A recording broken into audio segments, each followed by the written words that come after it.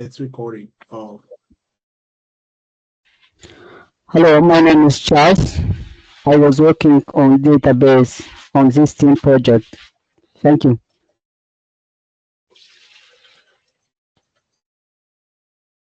Okay, I'm gonna share my screen a little bit. Um,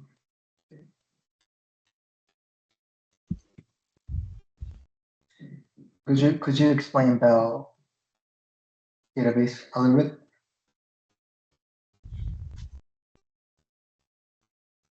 Charles? Yeah, okay.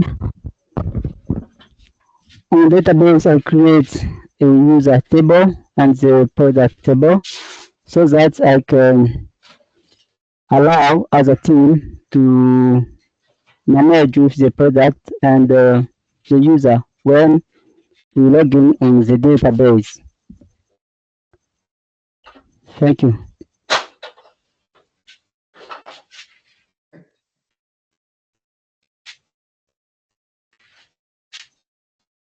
And Jane. uh, okay.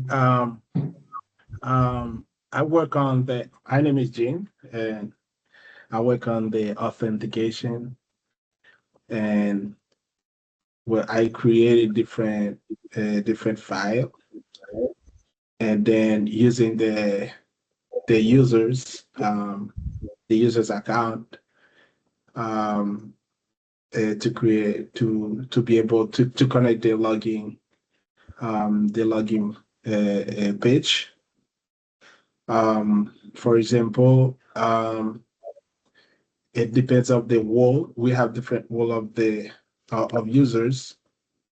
We have user if it depends if it's a buyer or a seller. After the logins, gonna get to different page. Gonna have different access with our website.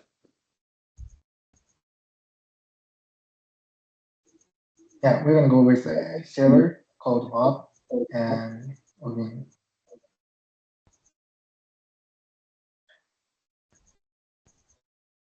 Yeah, for example, we have Bob, who is a seller, and then he get directed directly to the seller web profile, um, where he can edit the profile, and then he can add products too.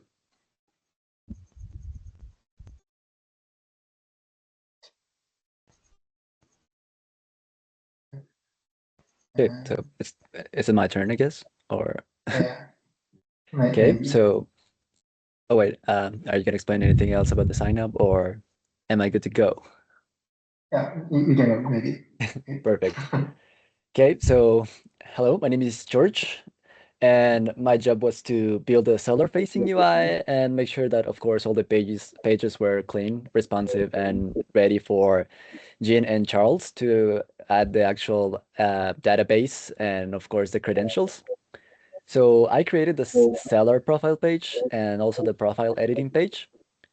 And for example, here in the profile seller, oof, sorry, just to get the brightness. Okay, so as you can see here, the purpose of the seller page is actually showing everything, showing how to add the products, showing the product that the person, or in this case, the seller, checked. If you are the one that is managing the account, you will see that button that says Edit Profile, and you can click it. And of course, it can help you display the name, the contact email, and of course, a little bio or story. The profile image URL, as you can see, has a placeholder. So if you don't use any images or anything like, I don't know, for your personal branding, it will always show your first name, or at least the first part till there's an, I don't know, like apostrophe or something like that. Um, Go back.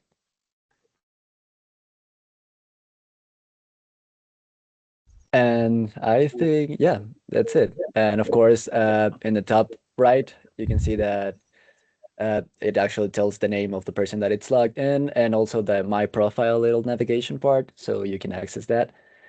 Hit in the top the URL, instead of seller 2, hit seller 1, please.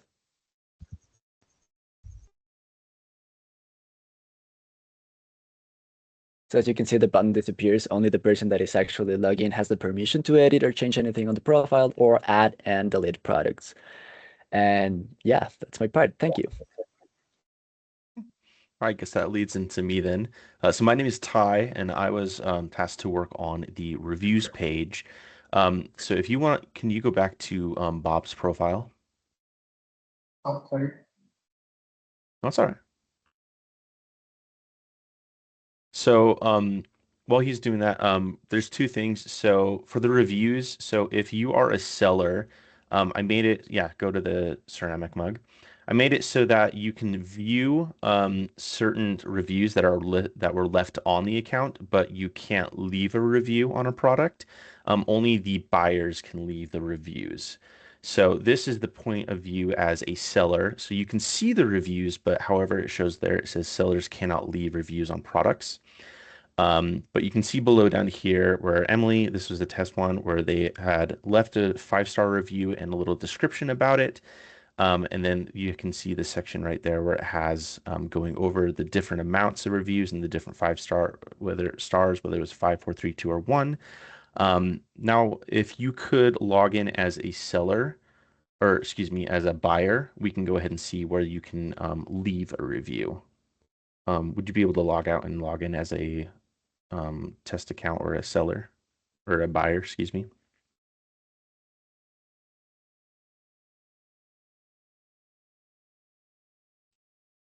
Perfect. So we can see here, obviously now that once we are on the product, now you can write a review since you are now a buyer.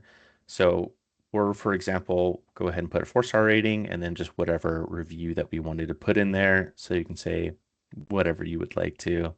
Love this product, or if you had a concern with it. Then you can go ahead and hit the submit review button, and then that will then allow it to appear right below where you can show that that was an additional one. So now you can see instead of just the one from Emily, you can see both of those. And if you scroll up a little bit further too, it'll now show that there was 2 sections. Scroll up a little bit. So now it shows here that it's now 4.5 because you have a 5-star review and then a 4-star review. So it'll reflect on the different types of reviews that you have upon that. But that's kind of going over the reviews for that section. Okay, thank you. And lastly, my name is Tajiro, and I worked for creating a product catalog page. And in this page, it has all the products from the sellers. And if you click on things, you can see the detail page for each product. And also, there's a certain search bar and catalog, and let's say you can change the bar to see what you want, and like for example in the colors and categories here, and also you can search by anything. For example, buck. No.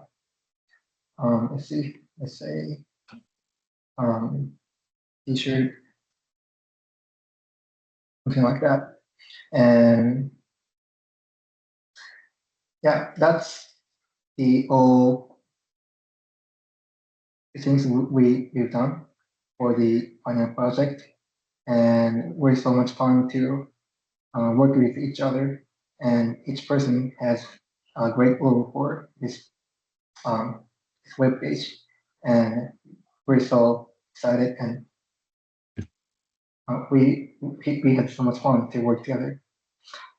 And thank you for listening to our presentation, and have a good day. Okay.